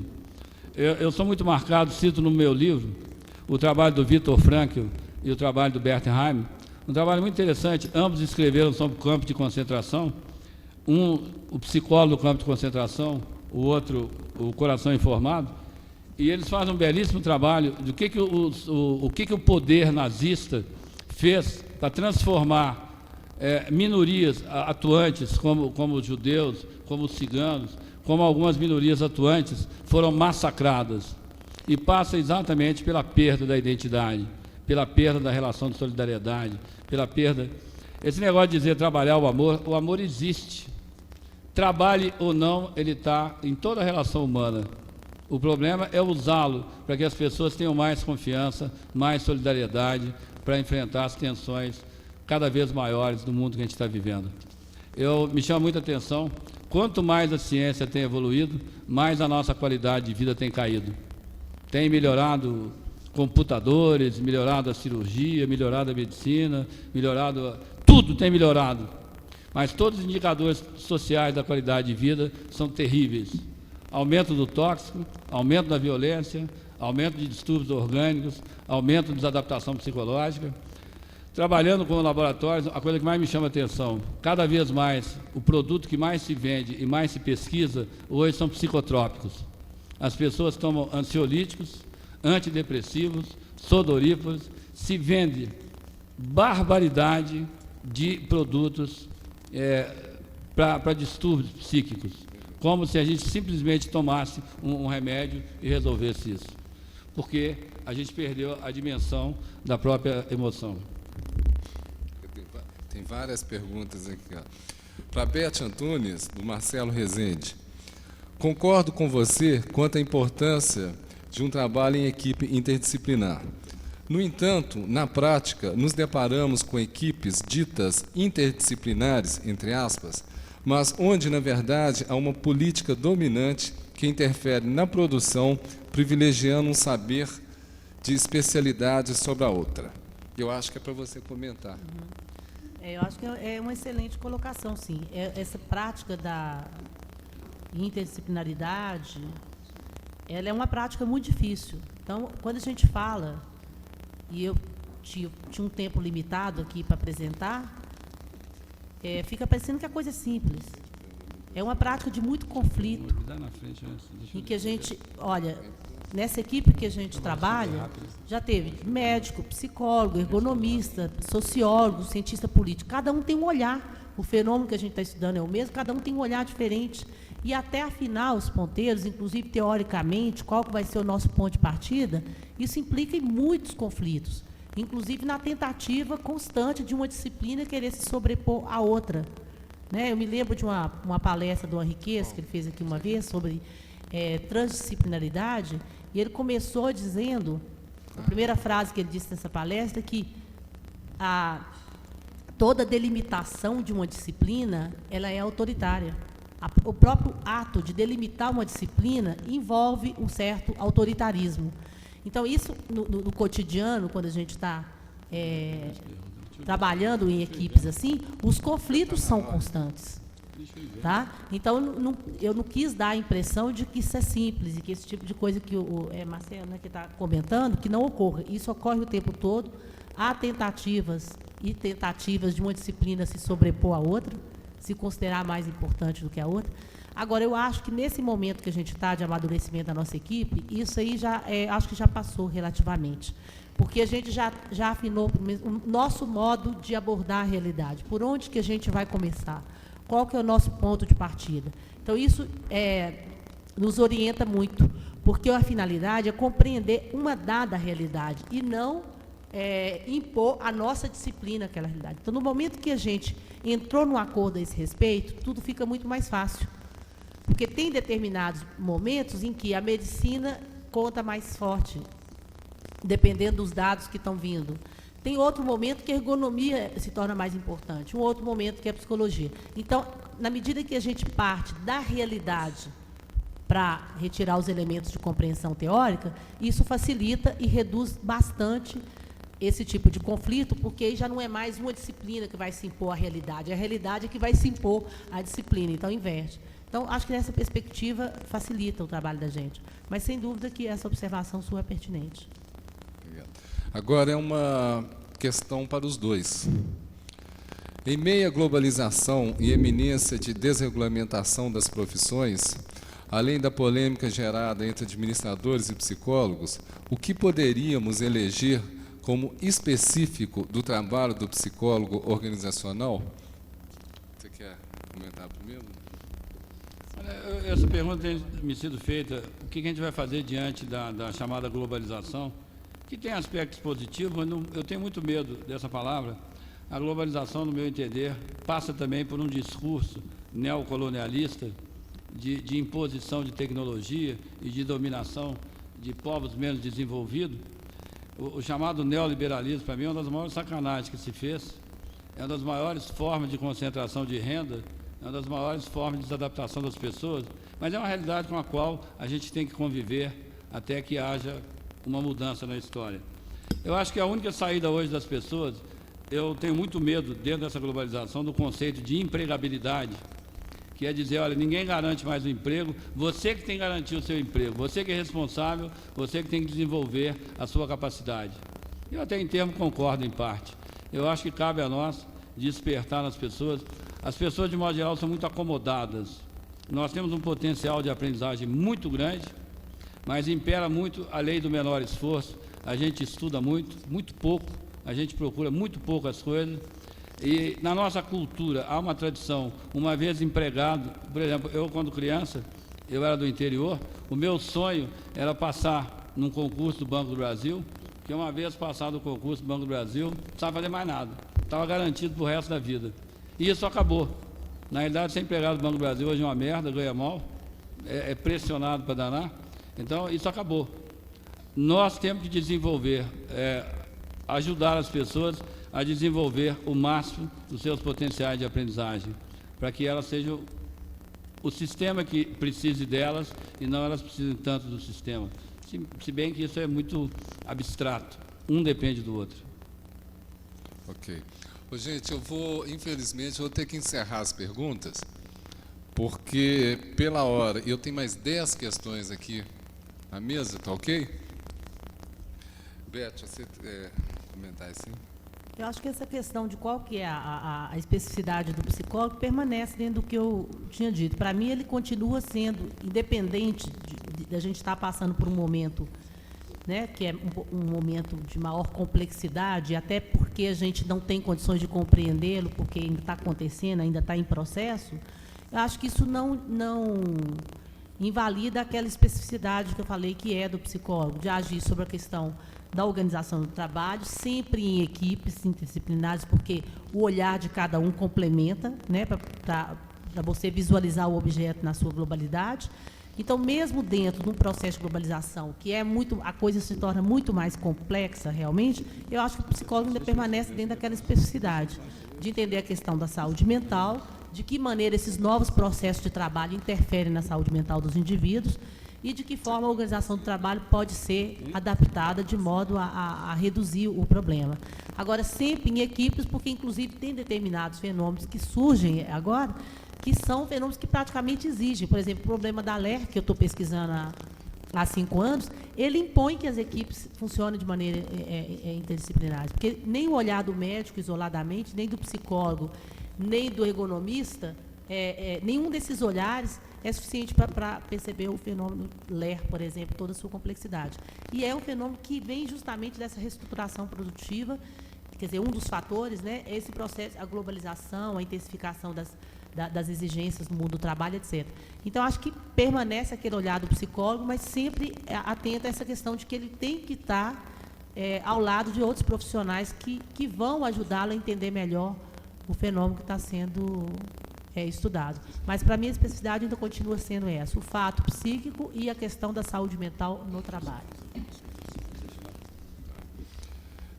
Milton, uma vez tendo dentro da empresa um PMD, imagino aqui pelo sentido que seja um psicótico maníaco-depressivo, um PMD que, para estar trabalhando, estava sempre sedado, se excluía por este motivo, e os próprios funcionários o evitavam, com receio de suas reações. Segurança no trabalho comprometida, entre outros problemas. Até que ponto este exemplo e tantos outros deveriam ser absorvidos no mercado de trabalho? Eu não entendi bem a pergunta. Eu, pessoalmente, tenho, na minha prática diária, vez ou outra a gente se depara com um caso de patologia. Estou me lembrando aqui, especialmente, fazendo um trabalho numa empresa de construção civil, me deparei com um médico tendo um surto psicótico, um médico com um surto esquizofrênico. Eu me lembro que o nosso trabalho foi eu acho que a visão social da empresa, que é muito falada e pouco praticada, eu acho que isso é um problema social, não é só um problema médico. O serviço médico da empresa tem que se cuidar desses casos, como o serviço previdenciário. A pessoa, porque está doente, não pode ser simplesmente marginalizada, como também não pode simplesmente ficar trabalhando, porque ela não tem nem condição. Eu acho que é um problema de dar assistência no sentido de encaminhar para o tratamento remunerado, evidentemente, já que a pessoa tem as suas obrigações pessoais. É assim que eu vejo, se eu entendi bem a pergunta, isso acontece, eu vejo que isso é muito mais um problema social do que um problema médico. Tá, essa pergunta foi assinada pela Alessandra Salles. Bom, vou juntar agora 2 outras questões para você, Milton. Acho que elas podem ser juntadas aqui. Primeira, acredito quando diz que a emoção e o amor têm que prevalecer nas relações. Entretanto, as pessoas que privilegiam esses sentimentos nas suas relações de trabalho e interpessoais são taxadas de loucas ou fora daquilo que é aceito. Qual é a sua sugestão para esse problema? Há solução? E eu vou associar aqui. Primeiro, essa é da Silvia Flores, são 2 questões. Por favor, esclareça melhor o conceito de afetividade, pois, para mim, ele parece estar ligado não só ao amor, mas a outros afetos. E segundo, como o senhor conjuga a questão de amor e poder em sua prática empresarial? Eu tenho a permissão hoje de citar um caso que nós estamos trabalhando há 8 anos, uma refinaria da Petrobras em São José dos Campos.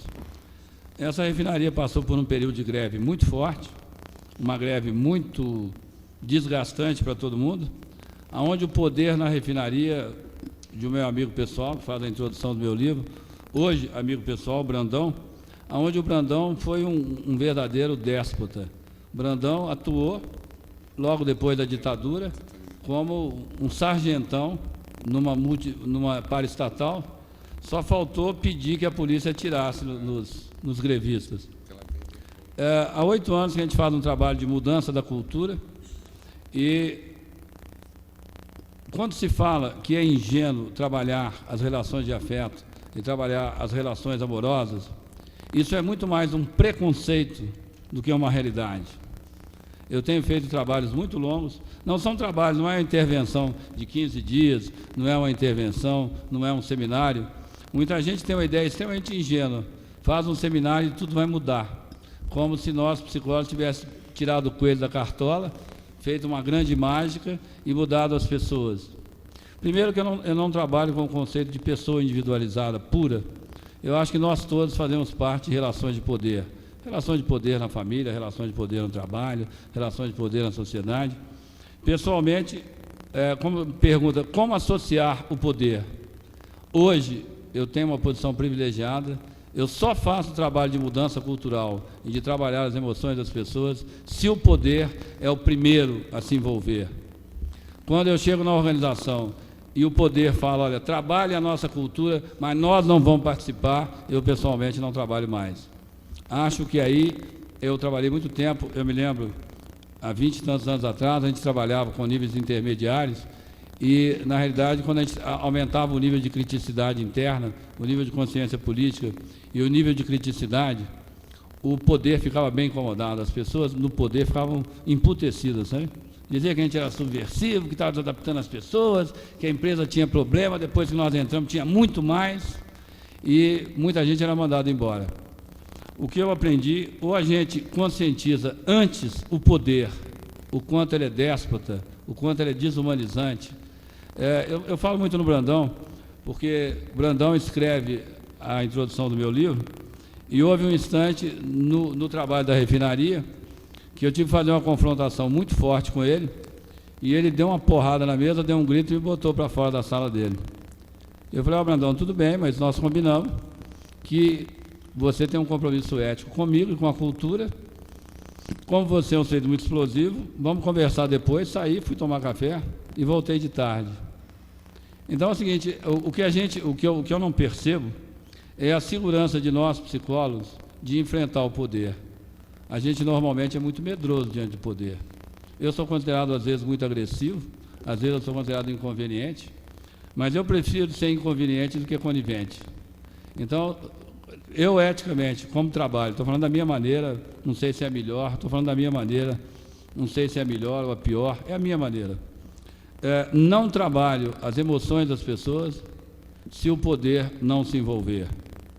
Eu estou chegando agora de tarde de um grupo famoso aqui em Belo Horizonte, onde a diretoria, toda a diretoria do órgão está envolvida no trabalho da mudança cultural. Pessoalmente, não acredito em mudança de cultura organizacional pelo aspecto puramente racional.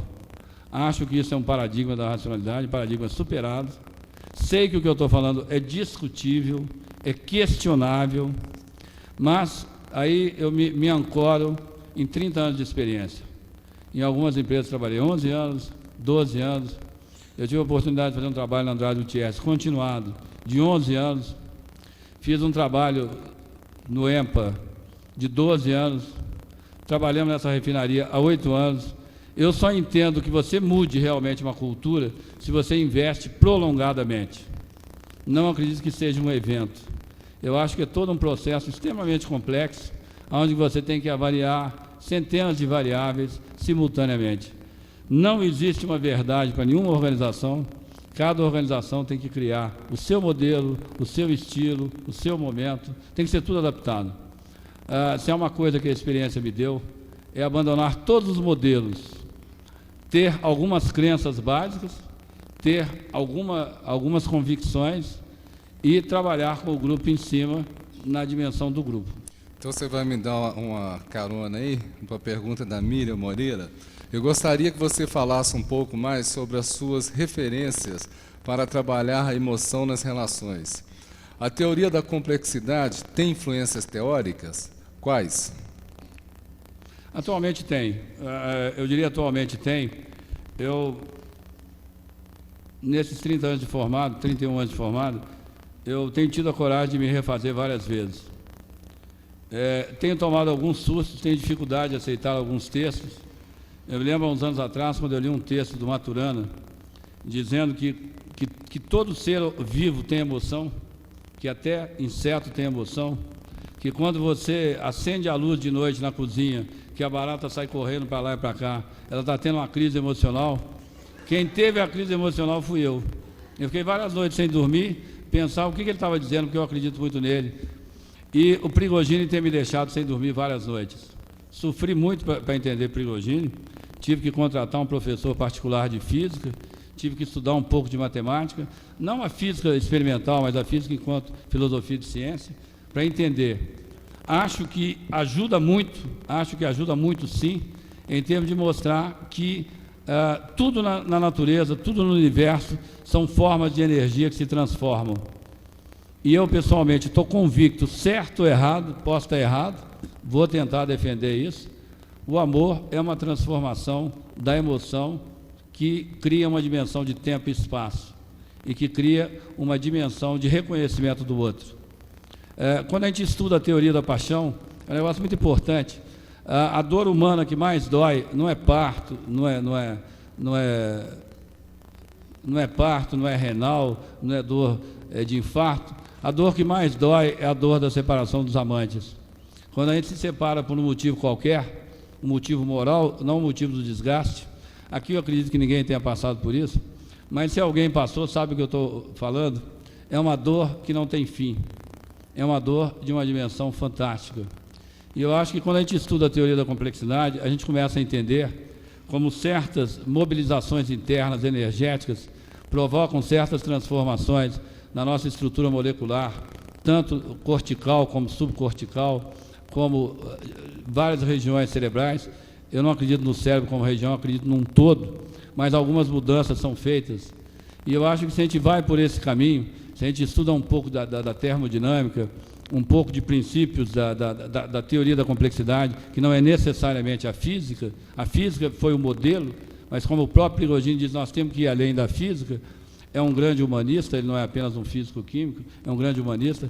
Pessoalmente, estou me refazendo em função disso e acho que sim, ajuda muito a entender que a emoção, que nós estamos começando a entender, é uma energia extremamente importante no nosso corpo e que nós transcendemos a natureza quando essa emoção toma uma dimensão de tempo e espaço na relação com o outro. Quando o outro deixa de ser um mero outro e o outro passa a ser incorporado na minha subjetividade. Eu falo que não existe subjetividade, existe uma intersubjetividade. E a origem da intersubjetividade é a relação amorosa da criança com a mãe. E que é o modelo de todas as nossas relações posteriores, num certo sentido. Então, posso ser ingênuo, já me chamar de tudo, de ingênuo, de viado, de tudo.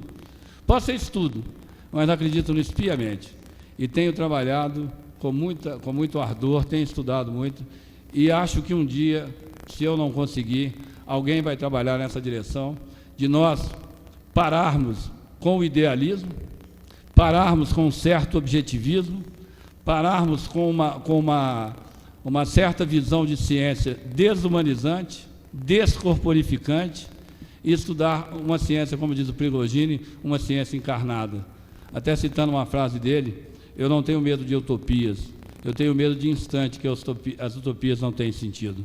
Então, eu me sinto um utópico e espero um dia conseguir participar de um grupo que mostre que o amor é a grande energia formadora do fenômeno humano. Para a Beth, pergunta é do Rubens Hermógenes. Beth, brilhante a sua exposição, bem sintética e dando uma ideia da atuação do psicólogo nesse campo. Pergunto se nos estudos dos impactos das novas tecnologias sobre o homem foi identificado alguns fatores de saúde sobre a vida do trabalhador e quais tecnologias poderiam ser citadas com menos influência negativa sobre os trabalhadores. Bom, na verdade, em primeiro lugar, agradeço o elogio, Rubens. Em primeiro lugar, eu acho que a tecnologia ela não faz mal à saúde, né? A tecnologia ela vem para favorecer a saúde. O problema é o uso que se faz dela.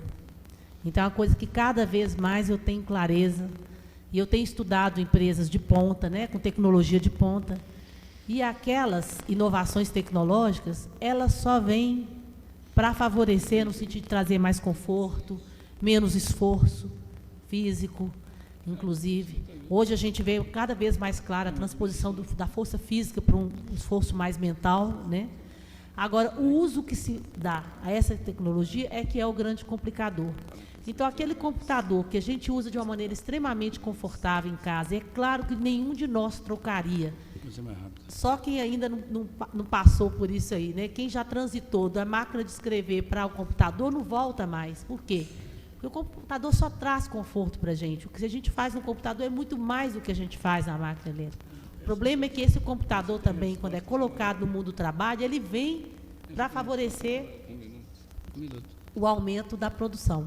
Então, além do conforto que ele traz, evidentemente, mas justamente pelo conforto que ele traz, ocorre também uma hiperintensificação do trabalho. Então, as inovações tecnológicas, elas têm um caráter extremamente contraditório, que ao mesmo tempo que elas favorecem no sentido de trazer um conforto, elas geram a possibilidade de uma intensificação grande do trabalho. E como a lógica das empresas é de aumentar cada vez mais a produtividade, reduzir os tempos mortos, né? Essa é a lógica da empresa capitalista, isso vai gerando, muitas vezes, o adoecimento. Então, aquele computador que veio para trazer conforto vai gerar, por exemplo, alerta. É onde a gente escuta o trabalhador dizendo, mas antes eu trabalhava na máquina, mesmo aquela máquina comum, sem ser elétrica, e eu não sentia tão mal, não sentia minha saúde tão comprometida quanto com o computador. Esse é o aspecto mais contraditório, porque as inovações tecnológicas têm gerado, pela lógica, né, do lucro e do aumento da produtividade, tem gerado uma intensificação muito grande do trabalho, não só doenças, né, provocando doenças físicas como a LER, como também a fadiga psíquica ou fadiga nervosa, né, que a gente está detectando também. Mas aí, pelo uso, não pela tecnologia em si. A tecnologia eu defendo até o fim, eu acho fantástico, e ela só tem proporcionado uma melhoria em termos de conforto. O uso que se faz dela é que a gente tem que trabalhar. Para o Milton, eu não sei se é Edila ou Edna. Primeiro, você já teve a oportunidade de trabalhar com esta abordagem na organização hospitalar? Nesta organização, como fica o corpo em suas interfaces? O corpo que cuida e o corpo que é cuidado. Olha, no momento eu estou trabalhando, eu e minha equipe estamos trabalhando para a mudança da cultura, de uma cultura médica, de um hospital, posso até citar, não é falta de ética, nós estamos fazendo um trabalho, hoje está tendo um trabalho com o odontólogo do hospital da Previdência. Nós estamos fazendo um trabalho de modernização do hospital e estamos fazendo a integração de todos os médicos com o corpo de enfermagem, e essa questão do pensamento clássico na medicina tem sido uma questão bastante problemática, e temos discutido muito, tem dado debate. Eu, recentemente, fiz um seminário com todos os chefes das clínicas médicas, da cirurgia, do CTI, da emergência, etc. E esse assunto foi muito debatido, muito discutido, tem dado muita questão. O que vai dar, eu não sei. Eu sei que é um momento, porque tudo isso que nós estamos falando, pelo menos da maneira com que eu falo, num certo sentido, é muito novo. É muito novo. Mas, só para dar um exemplo, outro dia, discutindo com um médico, um pediatra, desse hospital, ele me dizia: Milton, eu concordo com tudo que você fala, absolutamente tudo, estou de acordo, mas a hora que chega um paciente na minha frente, eu só sei dar remédio, eu não tenho outra dimensão, eu fui preparado para receitar. Eu concordo com o que você está dizendo, mas eu não estou preparado para viver isso. E eu acho que é uma realidade. Eu acho que as coisas vão mudar, mas a gente está apenas no início de uma caminhada. Tá, da Madalena. Como mudar a mentalidade do empregador que ainda resiste às inovações nas organizações? Do empregador ou do empregado? Do empregador. Olha, o que eu tenho falado muito, as pessoas, quando criticam muito o trabalho da gente, acham que o empresário é um cara burro, que não tem consciência política, que não sabe se desenvolver, não tem sensibilidade. O que eu tenho chamado a atenção é o seguinte: o empresário que continuar assim, simplesmente vai ser varrido do mapa. Apesar das pessoas não acreditarem, a sensibilidade de muitos dirigentes empresariais com quem eu trabalho, e para ter ideia, só esse ano, o nosso grupo, nós tivemos 18 grandes clientes, entre Shell, entre Petrobras, entre Embratel, entre Teles, nós precisamos de 18 grandes clientes, pessoal do Senai, precisamos de vários lugares. A sensibilidade dos gerentes hoje, das pessoas no poder, é muito maior do que se pensa. Porque se a gente está estressado, se a gente está muito tenso, imagina essas pessoas do poder como estão muito mais do que a gente. E eu tenho trabalhado muito, a minha especialidade, na realidade, é poder. As pessoas no poder estão muito mais estressadas e muito mais inseguras do que as pessoas de baixo. Então, elas estão muito abertas, num certo sentido, nem todos, mas quem continuar fechado, a empresa vai falir fatalmente, praticamente. Da Madalena também para a Elizabeth, como manter a saúde no trabalho no tempo da globalização? É muito difícil, realmente. É uma ótima questão, porque a globalização ela vem, como em cada época da história, né, com novas formas de adoecimento, e eu diria que essas novas formas são mais complexas, inclusive até para diagnosticar. Porque quando você fala da fadiga psíquica, ela é totalmente diferente da fadiga muscular. Você conversa com um trabalhador que faz um trabalho que exige esforço muscular, ele tem consciência da relação entre fadiga e esforço, e ele sente que ele recupera quando ele tem um tempo de descanso. Quando você vai falar da fadiga nervosa ou da fadiga psíquica, né, a coisa já muda. O próprio trabalhador, é difícil ele fazer a relação entre aquele tipo de fadiga e o trabalho dele. Então, hoje a gente vive um momento, por exemplo, de inovações tecnológicas, que a gente entra em determinados ambientes de trabalho que são extremamente assépticos, quase como uma sala de cirurgia, a coisa silenciosa, são computadores, as pessoas trabalhando, no ambiente que você olha, como é que as pessoas estão adoecendo aqui? Então, há pouco tempo, uma médica que estava fazendo um curso, eu estava dando um curso, e essa médica era minha aluna, ela foi visitar um setor de uma empresa de ponta, né? Ela falou: Beth, é muito luxo adoecer naquele lugar. Adoecer é na mina de Morro Velho.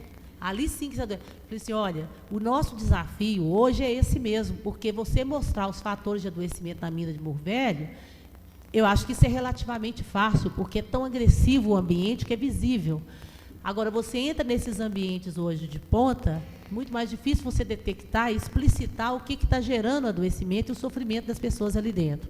Então, isso faz parte da era da globalização, né? A globalização ela vem junto com a chamada reestruturação produtiva e as inovações tecnológicas, né? Só resiste, só se mantém no mercado quem se inova também tecnologicamente. Então, isso significa novas formas de adoecer, mais sutis, mais difíceis de diagnosticar e também mais difíceis de tratar. Então, é uma pergunta complexa, eu não tenho resposta, eu não trabalho também, né, com modelos prontos. Eu diria o seguinte: independente do contexto que eu esteja, eu parto sempre daquele princípio que eu disse. O que é que está afetando a saúde desse grupo, de que maneira que a saúde está sendo afetada e o que pode ser feito.